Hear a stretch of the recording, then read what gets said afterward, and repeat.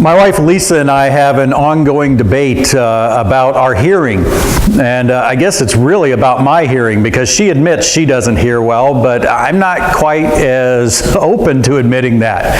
I know in one sense I really hear well in terms of, I really like music and nice audio equipment, and I can hear a difference. I have a set of headphones, and I usually try to get my stuff from small places, one-man shop places, and this guy modifies headphones, and I got the set, and I noticed something just didn't sound quite right, and I called him, and he said, "What color of padding do you have?" And I told him. He says, "Oh yeah, I noticed that too, and so I've switched out. Let me send you the new one." I'm like, okay, I felt pretty good that I heard that. So I know I have good hearing, but boy, every time I don't hear something at home, my wife and my daughter are quick to say, "Yeah, Dad, your hearing's not any better." And maybe it's just a frequency. Maybe my wife speaks in some frequency that sometimes, or maybe it's that whole idea of selective hearing. My daughter and daughters have that at times. Maybe I'm in there with them. I don't know, but I think we all know that listening isn't just a matter of our hearing ability, right?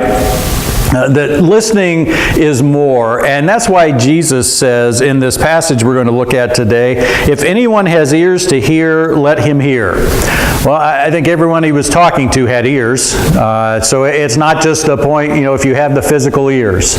It's let you hear. There's some choice that we need to make, to hear, to listen. And so this principle that we're going to look at today, it really underlies our spiritual life in terms of becoming a Christian, persevering as a Christian, and growing as a Christian. There are things we need to do, but if we don't do this today, if it doesn't start here, none of the other will matter. None of the other will probably even happen. What we're going to see today is that we will persevere as a Christian and we will grow. It's basically guaranteed if we listen. If we hear the way Jesus talks about. And then that means the opposite is also true. If we don't do what he's talking about today, there's a good chance that as a new Christian, that person will not persevere. And certainly as a Christian who's been a believer for a while, I will not grow. Definitely not as much as I could and should. And so the question that's going to guide us today is, do I have the desire to be a good listener? And you see that word desire in capitals because we're going to talk about another idea next week. This is part 1 of 2. And we're going to look at 2 traits today. We're going to look at another one next week. But today's is really encompassed by this idea of desire. And so let's look at Mark chapter 4. Starting at verse 1, and it's a parable that you're probably familiar with. It says, "Again, he, Jesus, began to teach beside the sea, and a very large crowd gathered about him, so that he got into a boat and sat in it on the sea, and the whole crowd was beside the sea on the land. And he was teaching them many things in parables. And in his teaching he said to them, 'Listen, behold, a sower went out to sow. And as he sowed, some seed fell along the path, and the birds came and devoured it. Other seed fell on rocky soil, where it did not have much soil, and immediately it sprang up, since it had no depth of soil. And when the sun rose, it was scorched, and since it had no root, it withered away. Other seed fell among thorns, and the thorns grew up and choked it, and it yielded no grain.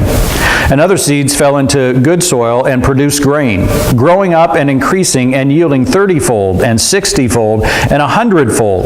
And he said, He who has ears to hear, let him hear.'"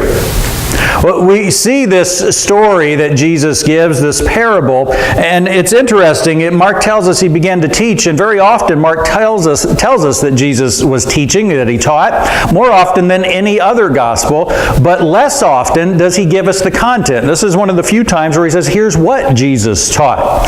And he has, it says, a very large crowd there, and we know that Jesus always had large crowds. We also know that they were more interested in his miracles than his teaching. But it does say that when he taught, they were astonished there. They realized he had great authority. But he's shifted to teaching now in parables, where his teaching isn't quite as easily understood, which is interesting because if you remember, like me growing up, we were always taught, a parable is an earthly story with a heavenly meaning, and it sounded so simple, it's just so simple even a child can understand. I'm not quite sure where that came from because everything about about Jesus teaching in parables brings out this idea that the people didn't understand it. The adults didn't at first. And even the idea that Jesus wanted it that way.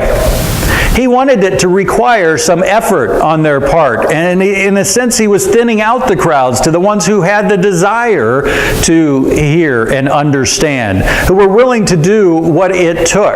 And so, as we're going to see, these parables definitely can make things, more lasting, more memorable, but it takes some effort to do that. And so these crowds, they weren't getting a miracle, and at this point, they weren't even getting the clear teaching that they had been astonished at before. They're getting these parables, and Jesus did that intentionally. We're looking at this first one today. It's about the sower, the parable often of the sower.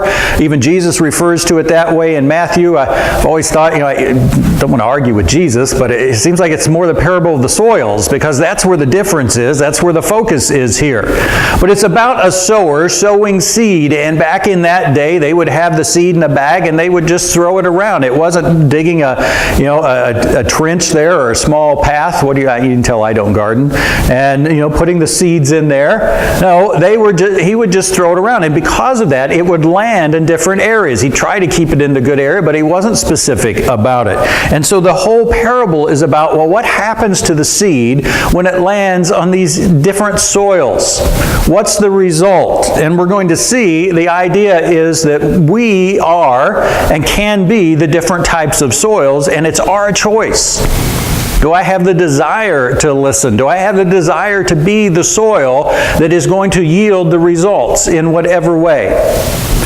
Well, as it goes on here, after he's given the parable, it says in verse 10, "And when he was alone, those around him with the 12 asked him about the parables. And he said to them, 'To you has been given the secret of the kingdom of God. But for those outside, everything is in parables, so that they may indeed see, but not perceive, and may indeed hear, but not understand, lest they should turn and be forgiven.' And he said to them, 'Do you not understand this parable? How then will you understand all the parables? The sower sows the word, and these are the ones along the path where the word is sown. When they hear, Satan immediately comes and takes away the word that is sown in them.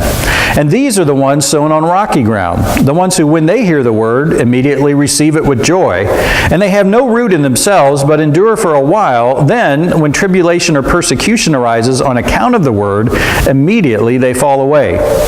And others are the ones sown among thorns. They are those who hear the word, but the cares of the world, and the deceitfulness of riches, and the desires for other things enter in and choke the word, and it proves unfruitful. But those that were sown on the good soil are those who hear the word and accept it and bear fruit, 30-fold and 60-fold and 100-fold. Jesus starts this parable off. The first word he says is listen. And that's not the idea that he's got this huge crowd, and you know how it can be, that everyone's talking among themselves, and so whoever the person is that's speaking has to, hey, listen up. Everyone quiet down, listen up. No, this is the idea of listen.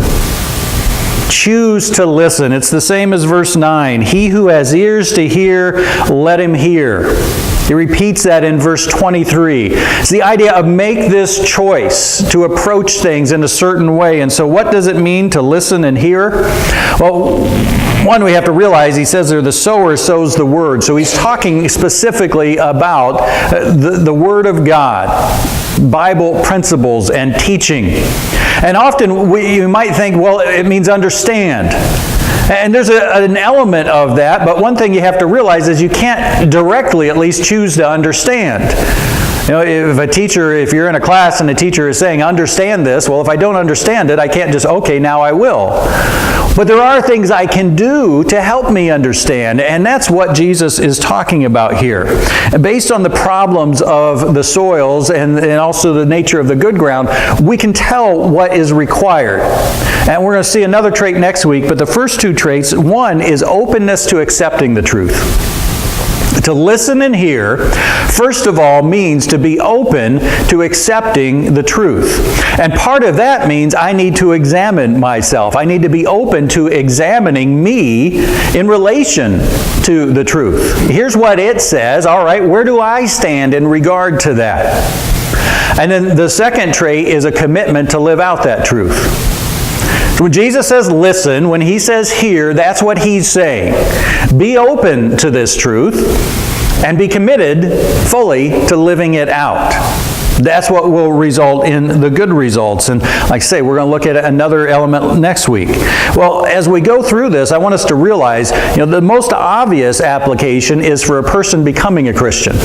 And that's what Jesus is going to talk about for the seed taking root and things coming up. But I think it applies just as much to someone who is a Christian and who hears some teaching about here's what a Christian needs to do. The same thing. We need to listen. We need to hear. And for most of us, that's where most of the application is. We've been a Christian for a long time, but we hear new things. We hear things that we need to listen to, that we need to hear. So as we go through this, let's see how it applies in both cases. So let's look at what are the obstacles to listening and hearing. The fact that Jesus says it's important to listen and hear means it isn't automatic. There are things that interfere with that. There are obstacles in the way, and each of the three problem soils represents an obstacle. And so the first one is a lack of openness. Verse 3, Jesus says, listen, behold, a sower went out to sow, and he sowed some seed. As he sowed, some seed fell along the path, and the birds came and devoured it. And then we'll give his explanation also, verse 14. The sower sows the word, and these are the ones along the path where the word is sown. When they hear, Satan immediately comes and takes away the word that is sown in them. So he's saying, as you're going, and you can just imagine this area where, the majority of it might be the good soil, but it has part where there has been some ground that's been walked on so much, it's hard. It's the path that people take. Well, if a seed falls on that, it doesn't take any background in farming to realize the seed can't grow at all there. And it's going to be, plucked by the birds, eaten by them, because it has no way to go down at all. And so that's what he's saying, is there's this total lack of openness. Nothing even begins to happen on this type of soil, and Satan snatches away. Now, is it Satan himself? Whatever it is, ultimately he's responsible for nothing happening. Well, what's this mean for a person who hears the word who's not a Christian? This would be a person who hears about Jesus, hears about Christianity, and just says no. For whatever reason, they're not open. Maybe they don't believe there's a God. Maybe they don't believe that, that it matters which God. Like, okay, all paths to God are just as good. Maybe they don't believe in the need to personally accept Christ. As long as I live a good life, God will be okay with me. And so whatever it could be, that lack of openness to the truth means when they hear the truth, no, not interested at all. Doesn't even begin. Satan snatches it away in that sense. So the person never even becomes a Christian. It can also be true of us as Christians. We have accepted Jesus, we've made that commitment, but we hear some teaching, we hear something, and our response is, no, it doesn't apply to me. No, I don't need to think about that. I remember one time I was asked by a camp, or told by a camp, about a Presbyterian church that was looking for a preacher. And someone from our churches had preached there, and he wasn't able to anymore. And I said, sure, I'll go. If they want to hear me, I'll preach. And it worked out pretty well. And after a while, they said, hey, after a few weeks, do you want to come here on a regular basis? I said, well, I will, but here's the deal. One, we need to have communion every week. I think they had it every quarter. I said, we need to have it every week. And they said, okay. And I said, two, I'm going to talk about, when I, talk about salvation, I'm going to give the plan of salvation, which includes baptism. And they're like, okay, you can do that too. And okay. But as we left that meeting, one of the guys there, one of the leaders there, said, you can talk about baptism all day long, but I'm not going to do it. Oh, well, that's fine too, if you'll let me talk about it. But you see him right there. He hadn't even heard what I had to say about it. And he'd already decided, nope, it's not for me. No openness at all. Now, the one good thing for him, I guess you'd say good, is at least he realized his lack of openness. Many people don't even realize it. We're closed on something, and we think we're not. We don't know that that's our problem. We don't know what we don't know. And it's interesting, I've always thought this, and I read an article recently that said, when it comes to some area in our life that we need to work on, that we're not aware of, one test, one signal, one red flag, something that really upsets us in other people. You know, and I've always thought, there's a part of us that if we have the moral compass, that we know what's right and what's wrong. If we're not doing it and we don't want to be honest about ourselves, we find that in someone else, and we're very critical of it because we know that's not right. And so, someone should be in trouble for doing it. That's not going to be me, so it's going to be them. And this article said that, in effect. Check for something that you get really upset at in other people and see if that's true of you. And I remember a case, when I preached in Red Key, Indiana, and you always get bonus points if you know where Red Key is. I preached there for 5 years, and at the church there were these two older women. I believe we were both widows. They lived together now, and they came up to me every once in a while, and they'd say something like, yeah, I really like her, but boy, she sure talks a lot, and she never listens. And they said that about each other.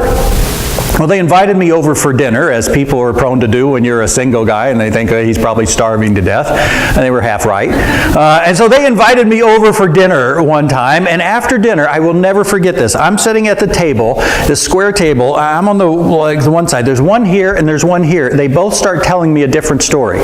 And as I turn to the one to listen to her, the other one will grab my arm and pull me over to listen to her. And so I pull that way, and this one will grab my arm and listen to her. It's like both of you talk, and neither one of you listen. And they said that about each other, but they didn't see it about themselves.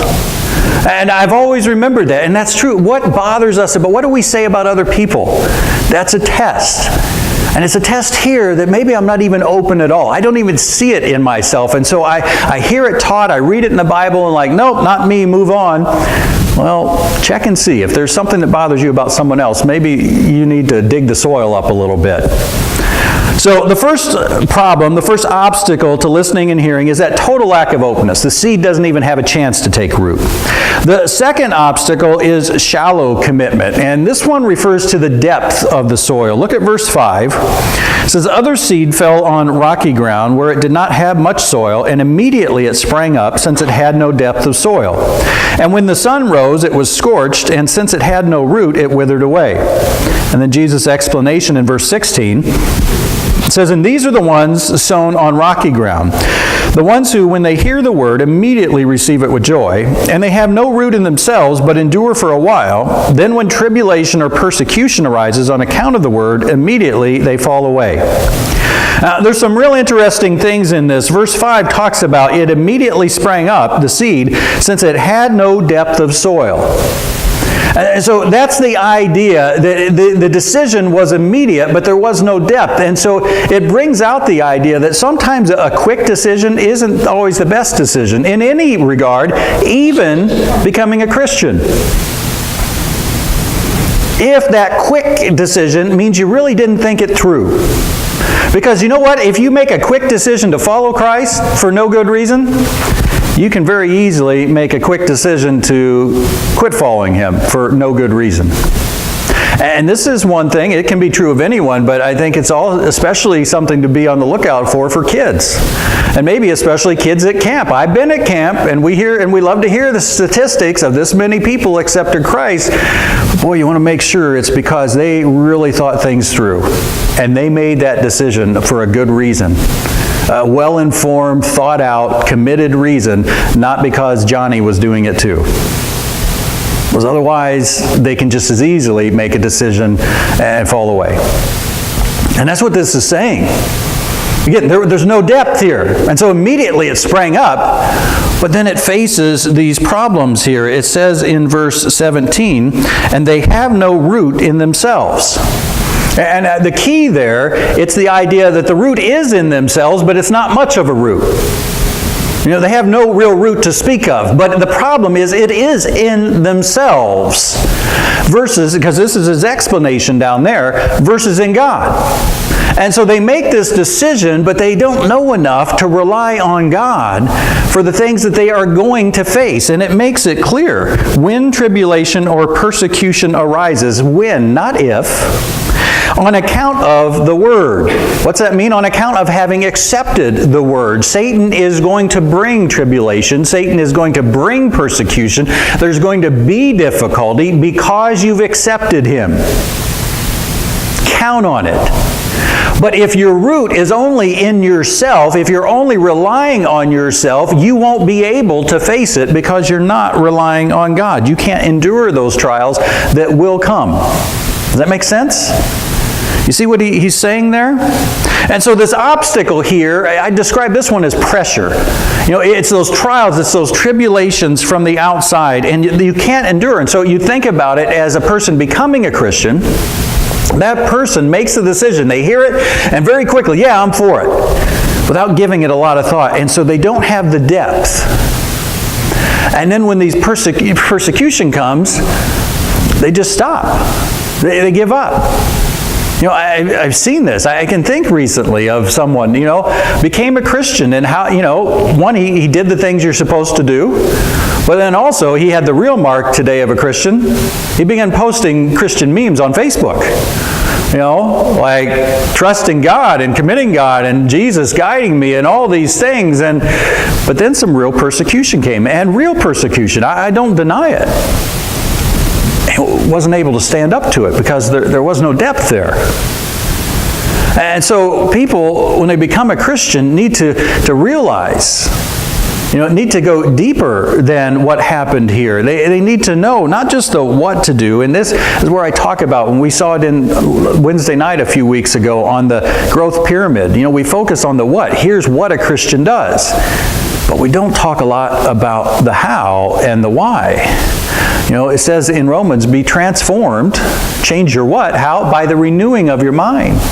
As you come to see and understand the how grace impacts things, how humility impacts things, and of course the ultimate why, I'm doing it because of this relationship I have with the Creator, the divine God of the universe, who sent His Son to restore this relationship. All of that is my motivation.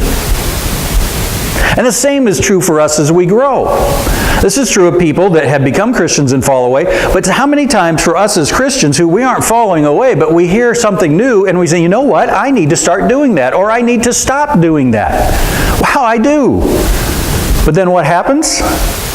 Well, some pressures come one way or the other, and it goes away. This commitment I made, in some sense, was shallow. And so I can't handle the pressure, and I think it's, again, because we just focus on the what. Here's what I need to do as a Christian. I need to start reading my Bible. Here's what I need to stop doing. You know, I need to stop gossiping, stop being unkind, stop getting angry. Well, those things, but we don't spend enough time on the how. We don't spend enough time on the why. And so some pressure comes, and what happens? Well, that area that I was so gung-ho to work on, made such a quick decision, I'm not doing any better than I was. I'm totally back to where I started. And so we all need to think about this, that our roots have to go deep. And again, it happens by more than knowing what I should do, either become a Christian or grow in this way as a Christian. How do I do it in a way that keeps it going? And why am I doing it? Not because someone made me feel guilty, oh, you should be doing this or you shouldn't be doing that. Why? Because I'm in this relationship with God, and He loves me so much. Oh, I want to live for Him. That will help me through. My roots will be deep then. Well, then we look at the next obstacle, and I would call this one divided commitment. You know, it's not that the soil isn't deep like the last one, it's that the soil is shared by the seed and by the thorns. Look what Jesus says in verse 7, other seed fell among thorns, and the thorns grew up and choked it, and it yielded no grain. Verse 18, and others are the ones sown among thorns. These are those who hear the word, but the cares of the world and the deceitfulness of riches and the desires for other things enter in and choke the word, and it proves unfruitful. So you've got these three types of thorns, and in each case they choke out the word. And to me, it's a little more gradual. than it is with the pressures, with the trials, the tribulations that come. And the obstacle here, the other one is pressures. It's these outside things. This one I would call the obstacle is distractions. I'm distracted from being totally committed to God. And so you think about these. The first one is the cares of the world. And the thing to realize about these, the cares of the world are not inherently bad.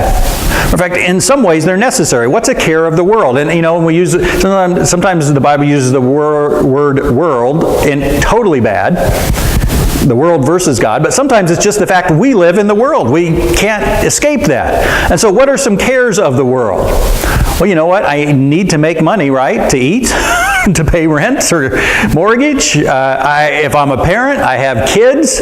They need to get to school. They need to help with homework, soccer practice. I need to keep them from killing each other sometimes. And, that's the cares of the world. All these other things, they're not inherently bad, but what can happen? Well, I make a decision to become a Christian. Or as a Christian, I make a decision to progress in some way. Again, I'm going to really spend that time. I've always known I should. I'm going to have some quiet time, reading my Bible and praying. And what happens? Well, the cares of the world come up. Something that distracts you in the morning. If you've got little children, even older children going to school, something the night before keeps you up. And it's hard to maintain that commitment. Good things, necessary things, but they can choke out our commitment to God. The next one he mentions is the deceitfulness of riches. And the key there is deceitfulness. Riches are not inherently bad, but the Bible does make it clear they're inherently dangerous because of their deceitfulness. And the deceit specifically is, I can rely on these riches versus God. Riches have the inherent danger of making us walk by sight instead of by faith. I don't need to trust in God. Why? Because I've got all I need. I'm set for whatever comes up. We talked in Sunday school. You face a time where the finances are low, and boy, that's a chance to trust in God, isn't it? It's a chance to see that trust grow, isn't it? Well, if I've got all these riches, I don't face those times. I never have a time where I don't know what's coming up. So it becomes real easy to start walking by sight instead of by faith. That's the deceitfulness of it. You can count on them. And then he also talks about the desires for other things. And these two sort of go hand in hand. Usually if we have the riches, we buy the other things. And the other things are not inherently bad again. But they sort of choke out that desire to live for God. I make the commitment to live for Him, and I need to apply that more to the deceitfulness of riches. I make that commitment to live for Him, and the essence of that is walking by faith, not by sight. And this gets me walking by sight. And it's so easy to get choked out and fall away if I have not established that focus on faith. And as a Christian, I make a decision. All right, I hear this. I'm going to do it. I'm going to be honest. Maybe there's things I don't say at work that I should, or in a relationship that I should, and I'm going to do it. But I've gotten in such a habit of walking by sight, not by faith. I don't trust God enough to do it. I'm faced with that decision, and it's tough, and I don't have that trust because I'm so used to just walking by sight. And then again, this one here, the desire for other things. I want to live for God. I want to do things, but I use the Bible study and prayer so easy. But I also want to watch late night TV, and that keeps me up too late to get up in time for work. Or I also really want to sleep late and other things. I remember my mom talking about when she was young. Her and her parents had a motorboat, a speedboat, and they used to ski all the time on the river. Nothing wrong with skiing, but she said at some point it started interfering. They would often do it Sunday mornings. If something came up Saturday, they'd do it Sunday mornings and not go to church. And they soon realized, no, that's not the right priority. They got rid of the boat. Nothing inherently wrong with a boat and water skiing. But it is if it interferes with that commitment, if it chokes it out. James 1:8 talks about a double-minded man being unstable in all his ways. I'm going to live for God. Oh, but look at this over here. A little bit like squirrel. I'm focused on God, squirrel. We can be just as distracted as the dog who gets distracted by the squirrel. And that's what James is talking about here. So what he's saying is the Word of God, it's there, it's spread, you hear it. And either as someone who's not a Christian or someone who is a Christian, whatever it is, we've got these potential obstacles that we always have to be aware of. The one is just being so closed-minded I don't even listen. The other is making a quick decision, but not being ready for the pressures that are going to come. And then the idea of I make it, and maybe it even grows down deep for a while, but I let other things start coming in and choking it out. I get distracted. Those are the things to look out for.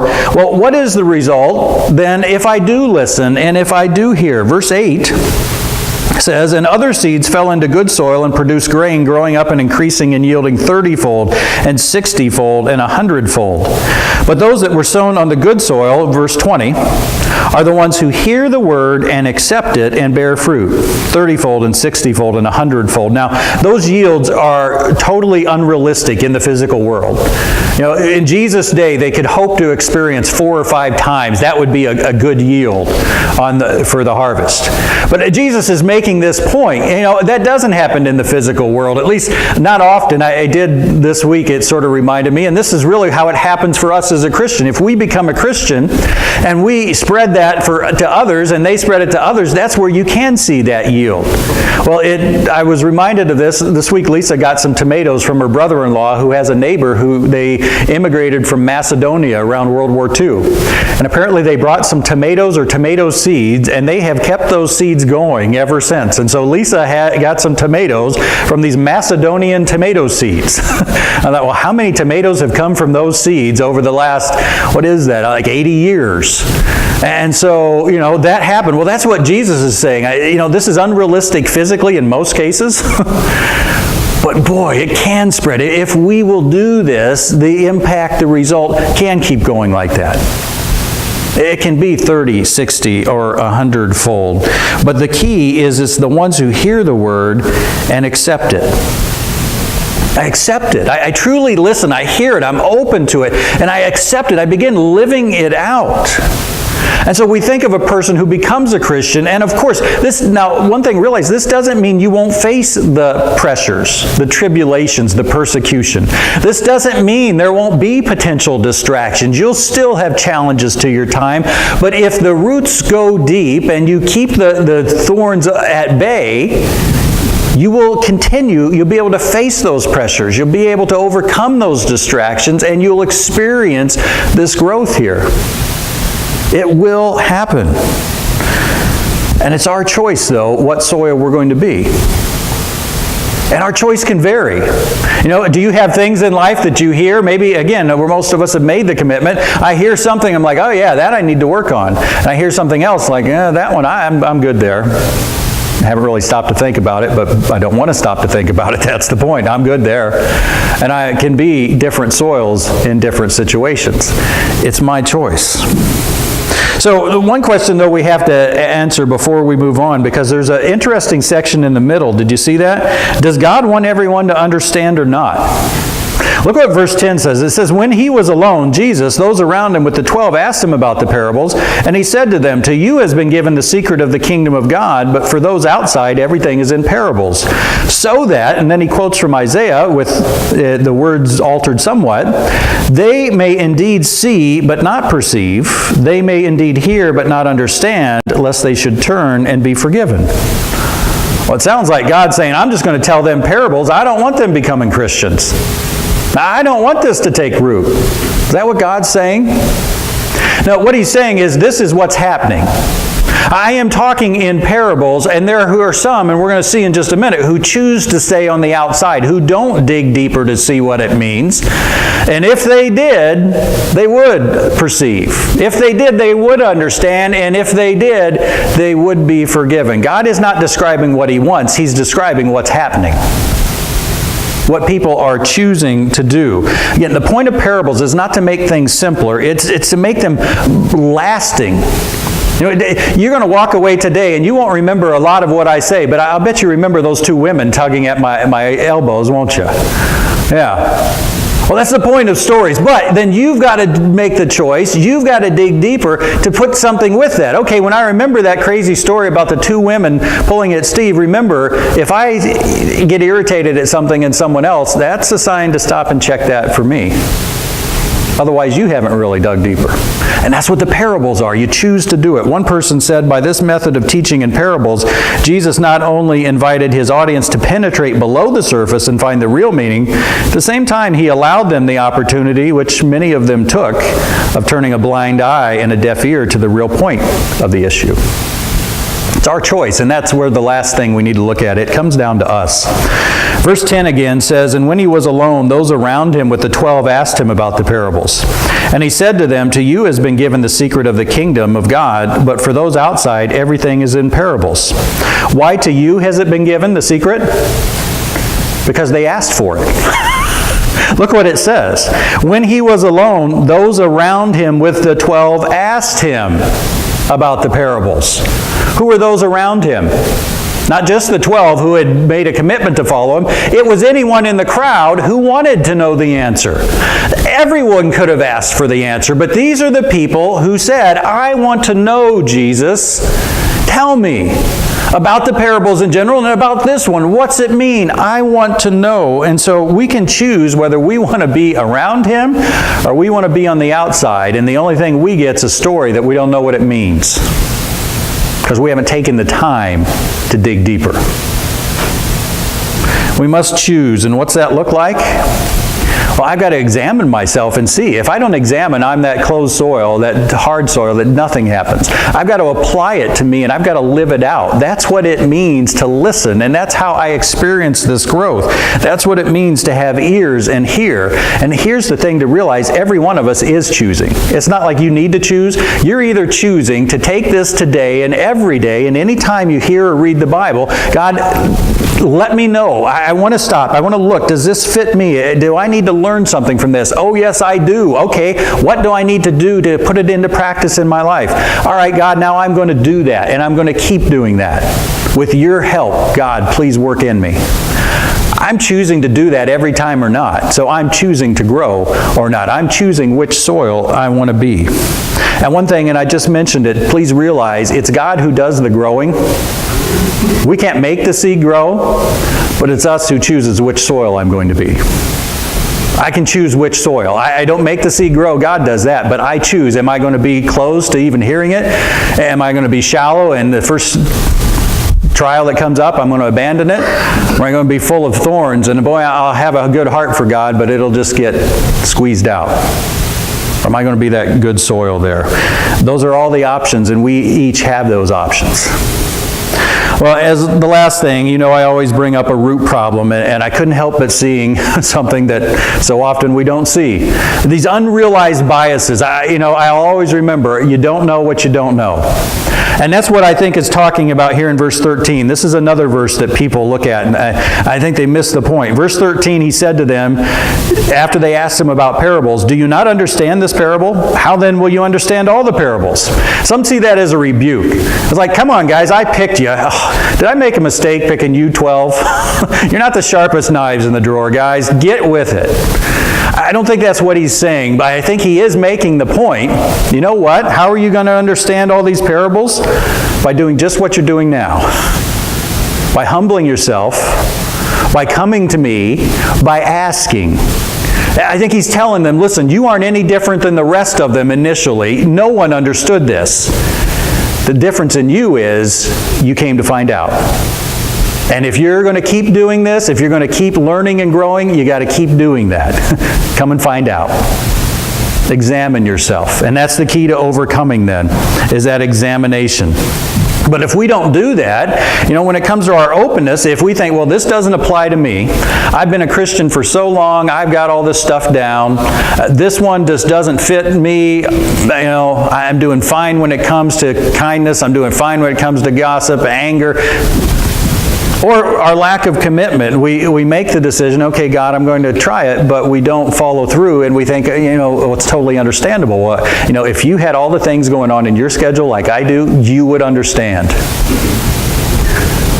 We've got to be able to examine ourselves and see, am I making excuses? I have the choice what kind of soil I'm going to be, and the biggest problem is I don't even realize I'm one of the obstacle soils and not the good soil.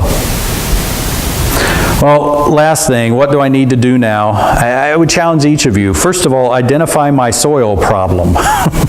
I'm guessing all of us, even if there's some part of us that is the good soil, there's some part of us in some way and some days and some teaching, we're not. And so what is my soil problem? Am I prone to hear something and just dismiss it right away? Nope, doesn't apply to me. Am I prone to make a decision real quick, but boy, as soon as some pressures come up, I abandon it? Or am I prone to get started on something and then it just gradually slips away for whatever reason? Something chokes it out. Which one is it? Identify that today and then find a specific way to counter it. What's going to work against it? You know, if your problem is, I set this time apart to study the Bible and it just keeps getting interfered with, well, find a time that's not, or set some boundaries. No, nothing's going to interfere with this time. That's what I'm going to do. And then plan for doing it.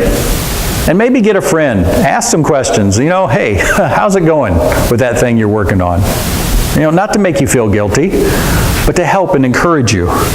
Because think again about verse 20. It says, "But those that were sown on the good soil are the ones who hear the word and accept it and bear fruit 30 and 60-fold and 100-fold." What's that look like in our life? What's it look like? First of all, can you imagine being a person that, the result of your life, that many more people come to Christ? Or what's it look like just in my life in general? I think there's an element there when Jesus says, "I came to bring life, that they might have life and have it abundant." You know, the Christian life that I'm living, is it a 30-fold life, 60-fold, 100-fold? Or not even close, you know. And this is not to make us feel guilty, it's to realize what's possible. We talked in Sunday school about this peace, about this rest, about this courage. Like, where do I rank in that? Well, I want to be a 30-fold peace, 60-fold, 100-fold peace. That's what I want in my life. I want that boldness, I want that courage. Well, it's our choice. That's the main lesson today. It is our choice to be whatever kind of soil we want to be. Matter of fact, whatever soil you are, it's because you've made that choice. Whatever soil I am, I've made that choice. I can choose to change it. And so as we have our time of decision today, I invite you during this invitation time to choose to be that good soil. And realize, here's what it takes. I have to be open. I have to examine myself. I have to make that commitment. But I'm going to do it because I want to see what God will do. I want to experience this relationship with Him 30, 60, and 100-fold.